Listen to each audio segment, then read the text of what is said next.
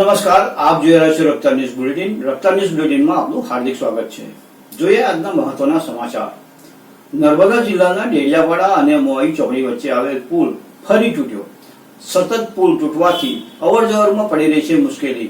તો આવો જોઈએ એક રિપોર્ટ. પ્રાપ્ત માહિતી અનુસાર ડેડિયાપાડા અને રાજપીપળાને જોડતો માર્ગ પર આવેલ યાલ ગામની નજીક આવેલ પુલ જે ધમાકેદાર વરસાદ વરસતા એ પુલ તૂટી જતા રાજપીપળા અને ડેડિયાપાડા વચ્ચેનું અંતર વધારે કાપીને જવામાં રાહદારીઓને ફરજ પડશે. એટલે કે ડેડિયાપાડાથી રાજપીપળા ખાતે જવા માટે નેત્રંગ અને મોઈ ચોકડી ફરીને જવું પડશે.